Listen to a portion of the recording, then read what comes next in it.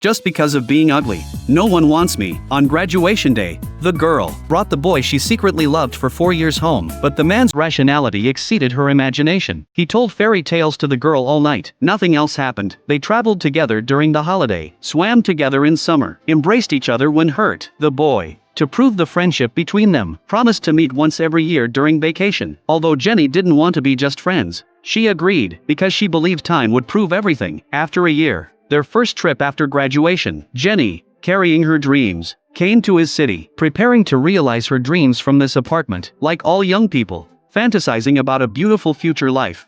I've got a feeling that this time next year.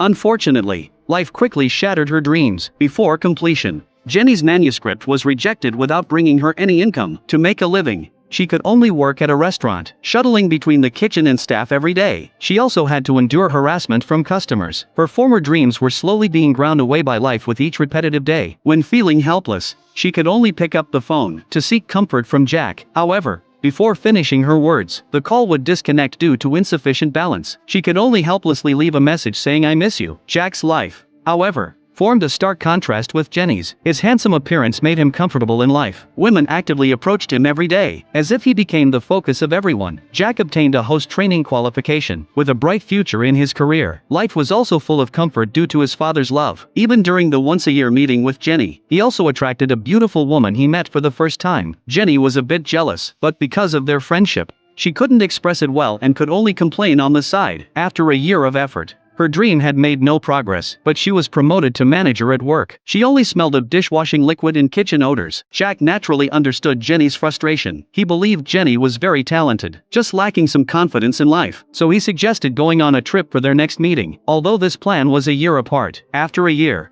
they still embarked on the journey. On the way, Jenny set down rules. No being alone together. No sleeping in the same bed. Must maintain image. This way they could keep the purity of their friendship. But these so-called rules were what Jenny wanted to do most. She had fallen in love with Jack on graduation day. That night they almost succeeded. But at the crucial moment, Jenny chose to retreat. The fear of being together exceeded the joy in her heart. At the same time, Jenny also knew Jack was an unreliable person. Keeping distance could instead maintain their relationship. It was this mentality that made the two become so-called friends. Jack also knew he was very popular. He would discard things after obtaining them. And Jenny's intelligence and love for life made her unwilling to lose this friend even while suppressing her emotions. The two lingered on the edge of emotion like this, neither willing to give up on each other nor daring to cross the line. Perhaps the atmosphere in the restaurant was too romantic. Or perhaps Jenny's suppressed emotions found an outlet. She expressed all her love for Jack